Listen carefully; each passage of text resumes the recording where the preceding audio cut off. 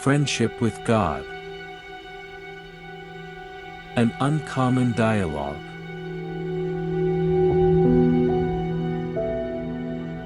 1. I remember exactly when I decided I should be afraid of God. It was when he said that my mother was going to hell. Okay, he didn't say it, exactly, but somebody said it on his behalf. I was about 6 years old, and my mother, who considered herself somewhat of a mystic, was reading the cards at our kitchen table for a friend. People came to the house all the time to see what sort of divinations my mother could extract from an ordinary deck of playing cards. She was good at it, they said, and word of her abilities quietly spread. As Mom was reading the cards on this particular day, her sister paid a surprise visit. I remember that my aunt was not very happy with the scene that she encountered. When, knocking once, she came bursting in through the back screen door. Mom acted as if she'd been caught red-handed doing something she wasn't supposed to be doing. She made an awkward introduction of her lady friend and gathered up the cards quickly, stuffing them into her apron pocket. Nothing was said about it in that moment, but later my aunt came to say goodbye in the backyard, where I had gone to play.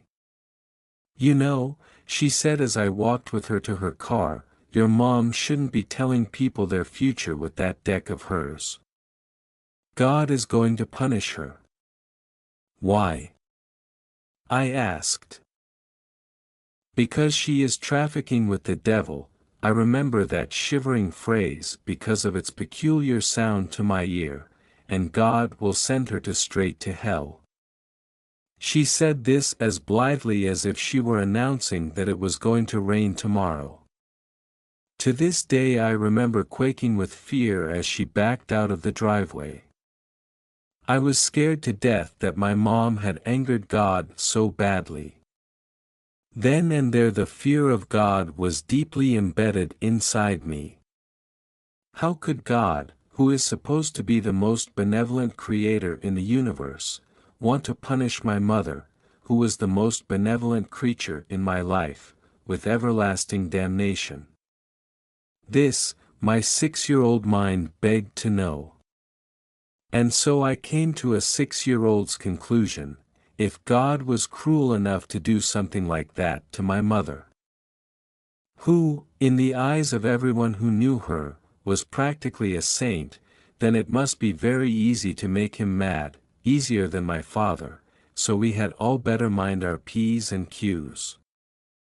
I was scared of God for many years, because my fear was continually reinforced. I remember being told in second-grade catechism that unless a baby was baptized, it would not go to heaven. This seemed so improbable, even to second-graders, that we used to try to trip up the nun by asking pin-her-in-the-corner questions like, "Sister, sister, what if the parents are actually taking the baby to be baptized, and the whole family dies in a terrible car crash? Wouldn't that baby get to go with her parents to heaven?" Our nun must have come from the old school. No, she sighed heavily, I'm afraid not. For her, doctrine was doctrine, there were no exceptions. But where would the baby go? One of my schoolmates asked earnestly. To hell or to purgatory? In good Catholic households, 9 is old enough to know exactly what hell is. The baby would go neither to hell nor purgatory, Sister told us. The baby would go to limbo. Limbo? Limbo, Sister explained, was where God sent babies and other people who, through no fault of their own, died without being baptized into the one true faith. They weren't being punished, exactly, but they would never get to see God. This is the God I grew up with. You may think I'm making this all up, but I'm not. Fear of God is created by many religions and is, in fact, encouraged by many religions. No one had to encourage me, I'll tell you that. If you thought I was frightened by the limbo thing, wait until you hear about the end of the world thing. Somewhere in the early 50s I heard the story of the children of Fatima. This is a village in central Portugal, north of Lisbon, where the Blessed Virgin was said to have appeared on repeated occasions to a young girl and her two cousins. Here's what I was told about that: the Blessed Virgin gave the children a letter to the world, which was to be hand-delivered to the Pope. He, in turn, was to open it and read its contents, but then reseat the letter, revealing its message to the public years later, if necessary. The Pope was said to have cried for 3 days after reading this letter, which was said to contain terrible news of God's deep disappointment in us, and details of how he was going to have to punish the world if we didn't heed this final warning and change our ways. It would be the end of the world. And there would be moaning and gnashing of teeth and unbelievable torment. God, we were told in Catechism, was angry enough to inflict the punishment right then and there, but was having mercy on us and giving us this one last chance, because of the intercession of the Holy Mother. The story of Our Lady of Fatima filled my heart with terror. I ran home to ask my mother if it was true. Mom said that if the priests and nuns were telling us this, it must be so. Nervous and anxious, the kids in our class pelted Sister with questions about what we could do. Go to Mass every day, she advised. Say your rosary nightly and do the Stations of the Cross often. Go to confession once a week. Do penance, and offer your suffering up to God as evidence that you have turned from sin. Receive Holy Communion. And say a perfect act of contrition before going to sleep each night, so that if you are taken before you wake, you'll be worthy of joining the saints in heaven. Actually, it never occurred to me that I might not live till morning until I was taught the childhood prayer. Now flay me down to sleep, I pray the Lord my soul to keep. And if die before I wake, I pray the Lord my soul to take. A few weeks of that and I was afraid to go to bed. I cried every night. And nobody could figure out what was wrong. To this day, I have a fixation with sudden death. Often when I leave the house for a flight out of town, or sometimes when I go to the grocery store, I'll say to my wife Nancy, if I don't come back, remember that the last words I said to you were, I love you. It's become a running joke, but there's a tiny piece of me that's dead serious. My next brush with the fear of God came when I was 13. My childhood babysitter, Frankie Schultz, who lived across the street from us, was getting married. And he invited me, to be an usher in his wedding party. Whoa, was I proud. Until I got to school and told the nun. Where is the wedding taking place? She asked suspiciously. I gave her the name of the place. Her voice turned to ice. That's a Lutheran church, isn't it? Well, I don't know. I didn't ask. I guess It is a Lutheran church, and you are not to go. How come? I asked. You are forbidden, she declared, and something felt very final about that. But why? I persisted nonetheless. Sister looked at me as if she couldn't believe I was questioning her further. Then, clearly pulling from some deep inner source of infinite patience, she blinked twice and smiled. God does not want you in a heathen church, my child, the nun explained.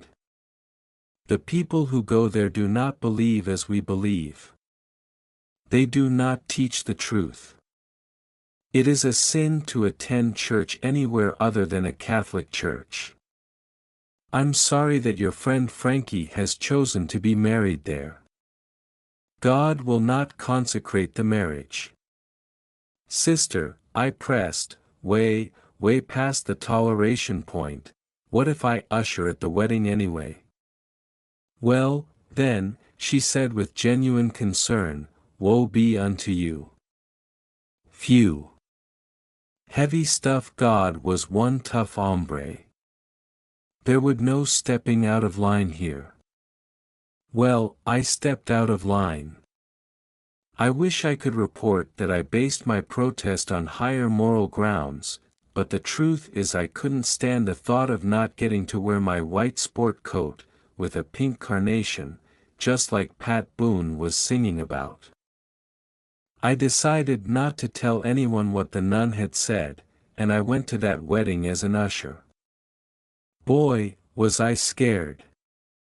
You may think I'm exaggerating, but all day long I actually waited for God to strike me down.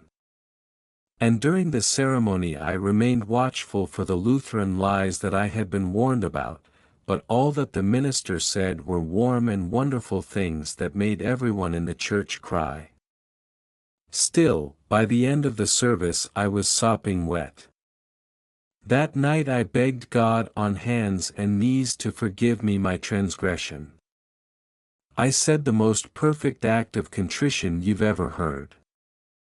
Oh my God, I am heartily sorry for having offended thee. I lay in bed for hours, afraid to fall asleep. Repeating over and over again, and if I die before I wake, I pray the Lord my soul to take. Now, I've told you these childhood stories, and I could tell you many more, for a reason.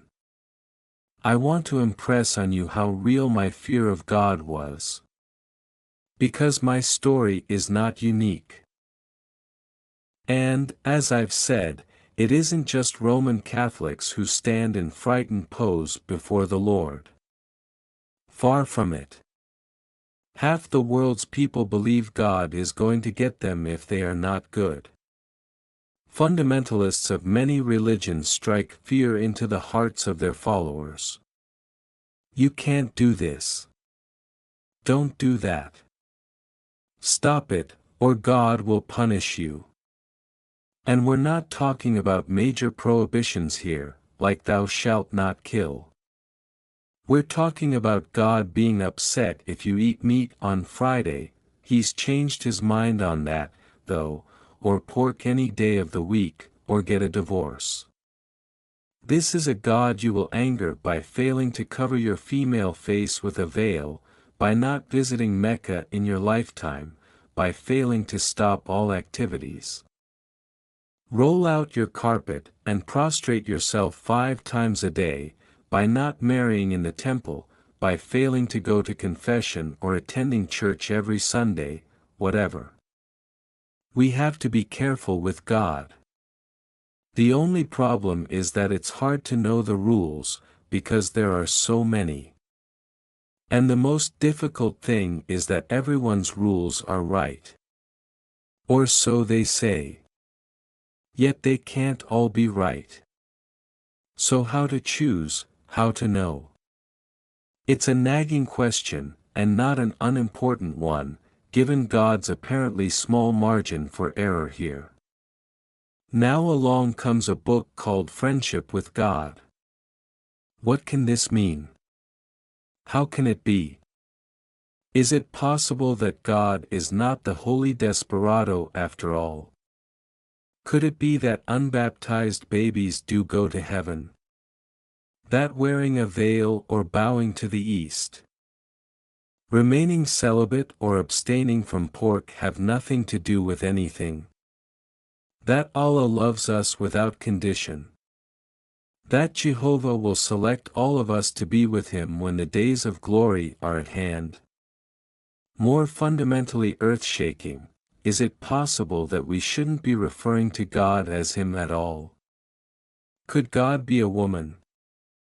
Or, even more unbelievably, without gender? For a person raised as I was, even thinking such thoughts can be considered a sin. Yet we have to think them. We have to challenge them. Our blind faith has led us down a blind alley. The human race has not progressed very far in the past 2,000 years in terms of its spiritual evolution. We've heard teacher after teacher, master after master, lesson after lesson, and we're still exhibiting the same behaviors that have produced misery for our species since the beginning of time. We're still killing our own kind, running our world on power and greed, sexually repressing our society, mistreating and maleducating our children, ignoring suffering, and, indeed, creating it. It has been 2,000 years since the birth of Christ, 2,500 since the time of the Buddha. And more since we first heard the words of Confucius, or the wisdom of the Tao, and we still haven't gotten the main questions figured out. Will there ever be a way to turn the answers we have already received into something workable, something that can function in our day-to-day lives? I think there is. And I feel pretty certain about it, because I've discussed it a lot in my conversations with God.